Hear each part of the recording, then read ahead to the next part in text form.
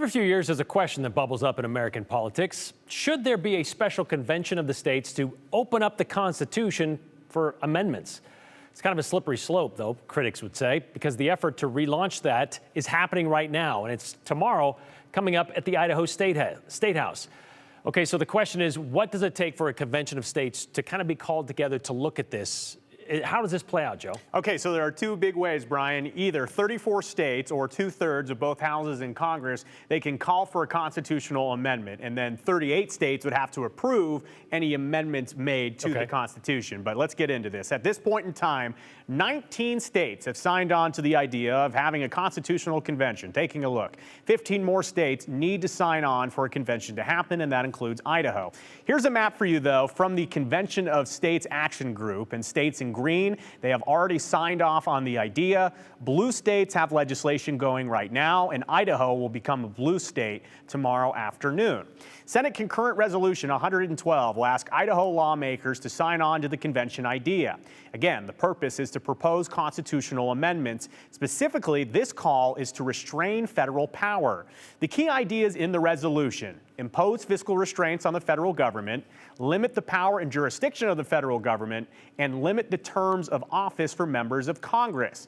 The Idaho resolution says that there is a crushing national debt through improper and imprudent spending, and that the federal government has invaded the legitimate roles of the states through the manipulative process of federal mandates, which they say are unfunded to a great extent. So yes, this is the balanced budget topic we're talking about here.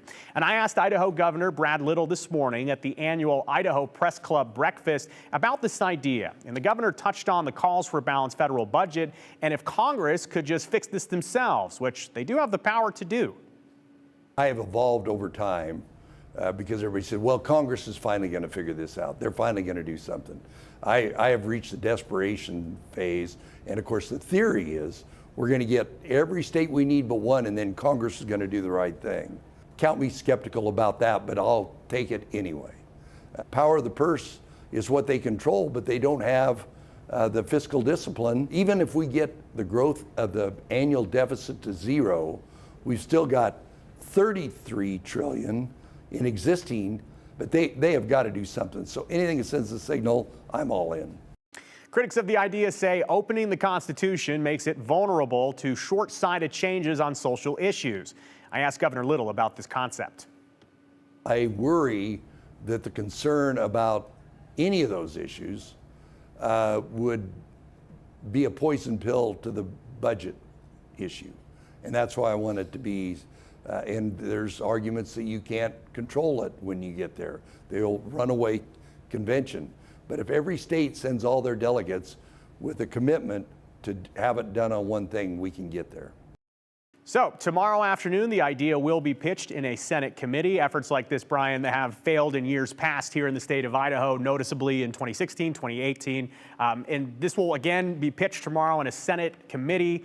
15 more states, including Idaho, are needed to sign on for this convention of states. And again, the proponents of it, we heard the proponents of it, but again, the critics say that they're worried that if you open up the Constitution, what if you start putting social issues in there? Ideas on abortion, ideas on LGBTQ rights, ideas on firearms, and it goes both ways. Democrats have ideas, Republicans have other ideas, so we'll see. Will this happen?